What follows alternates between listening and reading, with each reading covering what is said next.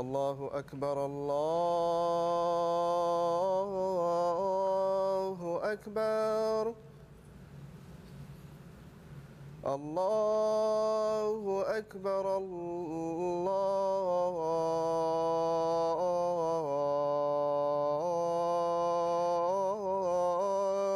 أكبر. أشهد أن لا إله إلا الله.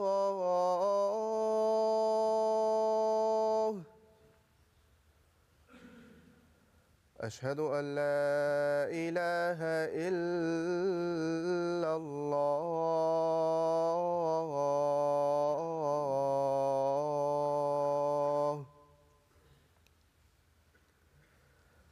أشهد أن محمدًا رسول الله.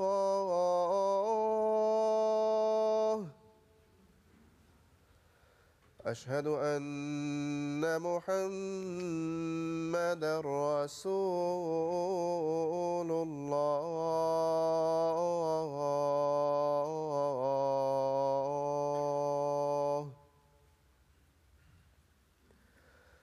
حي على الصلاة.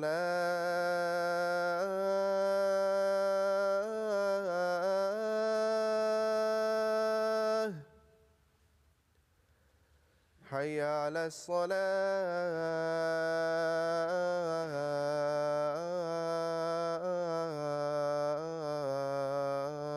الصلاة.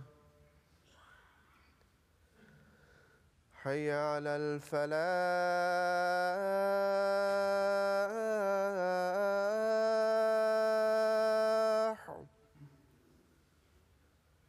حي على الفلاح.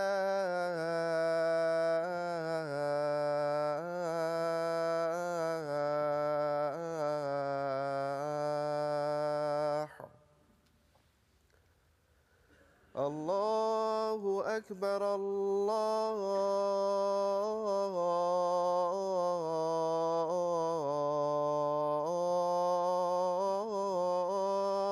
أكبر. لا إله إلا الله.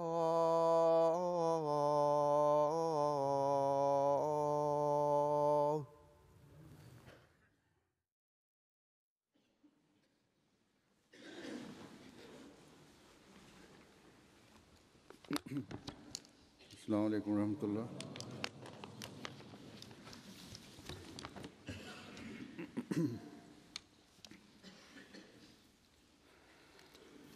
أشهد أن لا إله إلا الله وحده لا شريك له وأشهد أن محمدًا عبده ورسوله. أما بعد فأعوذ بالله من الشيطان الرجيم. بسم الله الرحمن الرحيم. الحمد لله رب العالمين الرحمن الرحيم مالك يوم الدين. إياك نعبد وإياك نستعين. اهدنا الصراط المستقيم صراط الذين أنعمت عليهم غير المغضوب عليهم ولا الضالين.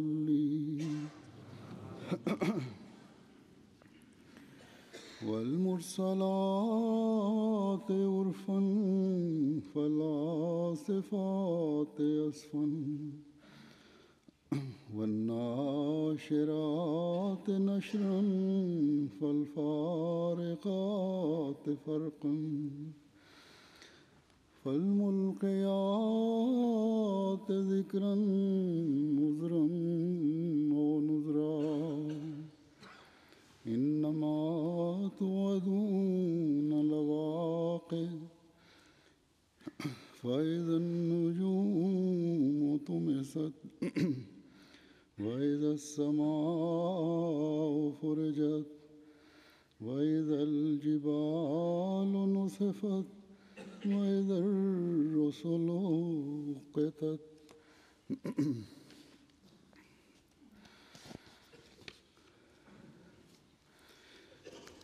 ان آیات کا ترجمہ ہے کہ قسم ہے پے بپے بھیجی جانے والیوں کی، پھر بہت تیز رفتار ہو جانے والیوں کی، اور پیغام کو اچھی طرح نشر کرنے والیوں کی، پھر واضح فرق کرنے والیوں کی، پھر انتباہ کرتے ہوئے صحیفے پھینکنے والیوں کی، حجت یا تنبیہ کے طور پر۔ یقیناً جس سے تم ڈرائے جا رہے ہو لازماً ہو کر رہنے والا ہے۔ بس جب ستارے ماند پڑ جائیں گے اور جب آسمان میں طرح طرح کے سوراخ کر دیے جائیں گے اور جب پہاڑ جڑوں سے اکھیڑ دیے جائیں گے اور جب رسول مقررہ وقت پر لائے جائیں گے۔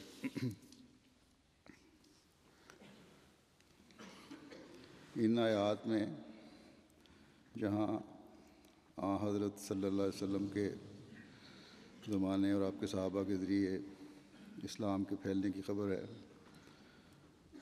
جو اپنے نقطۂ عروج کو پہنچ کر ان پیشگوئیوں کو روز روشن کی طرح واضح کر گئی، وہاں ان آیات میں حضرت صلی اللہ علیہ وسلم کے عاشق صادق کے زمانے اور آپ کی آمد کی پیشگوئی بھی ہے۔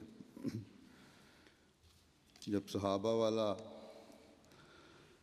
تقوی مفقود ہونے کے بعد اسلام کی کشتی کو سنبھالنے کے لیے مسیح موعود اور مہدی موعود نے مبعوث ہو کر پھر اسلام کی نشت ثانیہ کا آغاز کر کے اسلام کی تعلیم کو دنیا میں پھیلانے کا کام سر انجام دے کر اسلام کی کھوئی ہوئی ساکھ کو دوبارہ دنیا میں قائم کرنا تھا۔ بس آج یہ آیات حضرت مسیح موعود علیہ السلام کی صداقت اور آپ کی قائم کردہ جماعت کی ترقی کی نشاندہی کر رہی ہیں۔ ان آیات میں بیان کردہ کچھ پیشگوئیاں بھی ہیں جو ہم اس زمانے میں پوری ہوتی دیکھ رہے ہیں اور دیکھ چکے ہیں،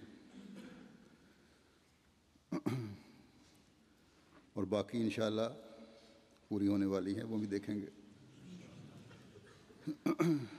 یہ اس خدا کا کلام ہے جو زمین و آسمان کا مالک ہے، جو سب سچوں سے سچا ہے۔ بس ہمارا خدا وہ خدا ہے جو قادر و توانا ہے، جو اپنی قدرت سے، اپنی عظیم تر قدرت سے حضرت مسیح موعود علیہ السلام کے زمانے میں مقدر انقلابات کو بھی سچا کر کے دکھا رہا ہے اور دکھائے گا۔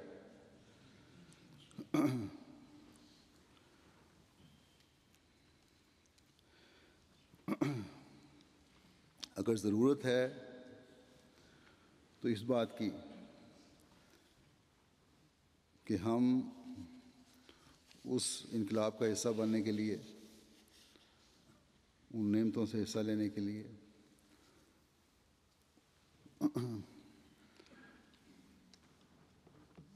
جو اللہ تعالیٰ نے اس زمانے کے لیے مقدر کی ہیں، اپنی کوششوں کو بھی حرکت میں لائیں۔ بس اللہ تعالیٰ کی تقدیر کا حصہ بننے کے لیے ہمیں اپنے اندر بھی انقلاب پیدا کرنا ہوگا، جس سے ہم میں سے ہر ایک حضرت مسیح موعود علیہ السلام کی بعثت کے مقصد کا حصہ بن کر ان انعامات کو حاصل کرنے والا بن جائے جو آپ علیہ السلام کے ساتھ خدا تعالیٰ نے مقدر کر دی ہیں۔ بس اللہ تعالیٰ نے اس زمانے میں جو اپنی تائیدات کے ساتھ جو حضرت مسیح موعود علیہ السلام کے حق میں نشانات دکھائے ہیں، دکھا رہا ہے اور دکھائے گا انشاءاللہ تعالیٰ، اس کے بارے میں خدا تعالیٰ نے والمرسلات عرفاً فرمایا کہ فرشتوں کے ذریعے جو تائیدات ہو رہی ہیں، جن کا زمانہ حضرت مسیح موعود علیہ السلام کی زندگی میں شروع ہوا، یہ پیغام جو نیکی، پاکیزگی، اعلیٰ اخلاق اور تقویٰ کے پھیلانے اور قائم کرنے کا پیغام تھا، ان نشانات اور تائیدات کے ساتھ حضرت مسیح موعود علیہ السلام کے صحابہ کے ذریعے بھی یہ پھیلا۔ وہ پیغام جو حضرت مسیح موعود علیہ السلام نے جب دعویٰ کیا تو وہ نہ صرف یہ کہ قابل پذیرائی نہ تھا، اس کو پوچھا نہیں گیا، بلکہ مخالفت کے شدید دور سے یہ پیغام گزرا،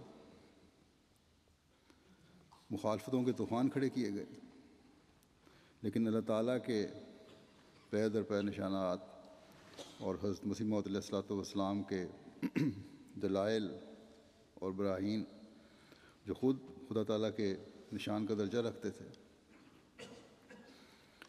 اور آپ کے ماننے والوں کی تبلیغ، یہ سب ایسی چیزیں تھیں جنہوں نے تمام مخالفتوں کے باوجود آہستہ آہستہ نیک فطرتوں کو مسیح موعود علیہ السلام کی جماعت میں شامل کرنا شروع کر دی،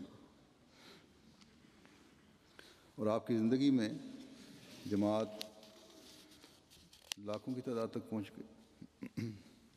بس خدا تعالیٰ جب اپنے انبیاء بھیجتا ہے تو ان کے پیغام کو پہلے آہستہ آہستہ پھیلاتا ہے، اور پھر وہ بڑی تیزی سے ضرب کھاتے چلے جاتے ہیں۔